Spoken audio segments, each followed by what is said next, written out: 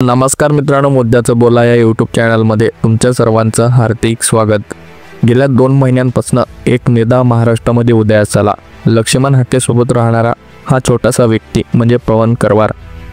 2 महिन्यांपासून पवन करवार हा महाराष्ट्रभर चर्चित केला। तो त्याच्या भाषणामुळे। लक्ष्मण हाकेंच्या आधी तो नेहमी स्टेजवरती भाषण करायचा आणि आपल्या खास शैलीमध्ये लोकांना ते भाषण सांगायचा, त्यामुळे त्याची भाषणं ही महाराष्ट्रभर चर्चेचा विषय ठरली। त्यानंतर गेवराईमध्ये जेव्हा लक्ष्मण हाके हे गेले होते तेव्हा त्यांच्या गाडीवरती जो व्यक्ती होता तो देखील पवन करवार होता। लक्ष्मण हाकेंवरती जेव्हा चप्पल फेक झाली तेव्हा पवन करवारने गाडीमधून लाठी बाहेर काढली आणि गाडीवरती कोणी पवन करवारला चहापेक्षा किटली गरम असं म्हणतं तर त्याच्यावरती आरोप देखील होतात। तो मूळचा पालम येथील आहे, जिल्हा परभणी येथील असून त्याच्यावरती काही गंभीर आरोप देखील आहेत। त्यांच्यावरती काही गुन्हे देखील असल्याची माहिती समोर आली आहे आणि त्याचबरोबर चोरीच्या गाड्या विकण्याचा व्यवसाय देखील ते करतात असं देखील सोशल मीडियावरती त्यांच्यावरती टीका होते। आता त्यामागचं सत्य काय आहे हे तपासावं लागेल। मात्र पवन करवार आणि लक्ष्मण हाके यांच्यामधली कॉल रेकॉर्डिंग सध्या सोशल मीडियावरती जोरदार व्हायरल झाली आहे। आले आणि माझ्या डोक्यावर, माझ्या पायावर, माझ्या छातीवर म्हणजे काय कारण काही नाही।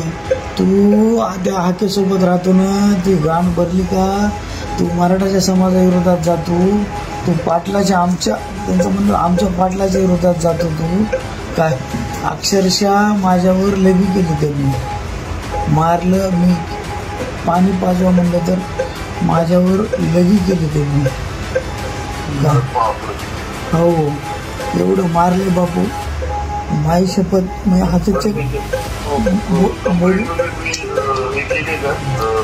केली माझ्या हात पायाच्या मोडून टाकले।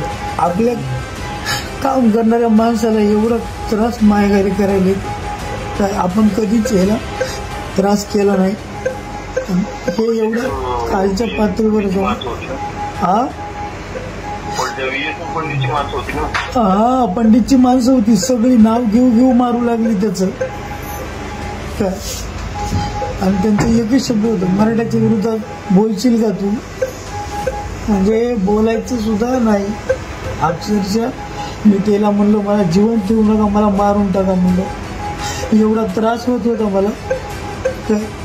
मी असं घरी जाणार नाही, त्याला हॉस्पिटलमध्ये पोहोचल्याशिवाय मी घरी जाणार नाही। कारण आपल्यासारख्याला जर मारत असताल तर बाकीच्या आपल्या समाजाचे काय आले। मला मारतानाचे व्हिडिओ काढले त्यांनी, त्यांच्या पाहिलं तिच्या तर भयात तिथं मी म्हणत होतो मला जीव मारा, मला ठेवू नका। नाही त्याला माहिती नाही ते कोणाला काय केले।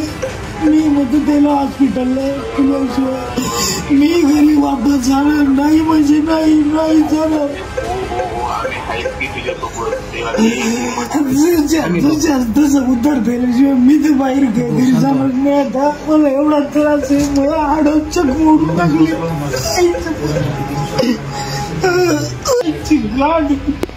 मात्र काल पवन करवारवरती माजलगाव येथे एक हल्ला झाला आणि हॉटेलमध्ये जेवत असताना त्यांच्यावरती हल्ला झाला। हा हल्ला एवढा भीषण होता की त्यांचे हातपाय देखील फ्रॅक्चर झाल्याची माहितीही समोर आलेली आहे। त्यामुळेच पवन करवार हे महाराष्ट्रात पुन्हा एकदा चर्चेत आलेले आहेत। पवन करवार यांच्याकडे महाराष्ट्र एक भावी गृहमंत्री म्हणून पाहतो आणि पवन करवारसारखा एक होतकरू, एक समाजाचा नेता हा यांच्यावरती अशा प्रकारे भ्याड हल्ला होणं हे चुकीचं आहे। समाजाला न्याय देणारे पवन करवार आपल्या भाषणातून नेहमी समाजाला चांगलं मार्गदर्शन करतात आणि पवन करवार यांनीच महाराष्ट्रामध्ये जातीवाद कमी करण्याचं काम केलेलं आहे। त्यामुळे पवन करवारसारख्या एका युवा नेत्यावरती झालेल्या हल्ल्याचा आपण सर्वजण निषेध करूयात। धन्यवाद।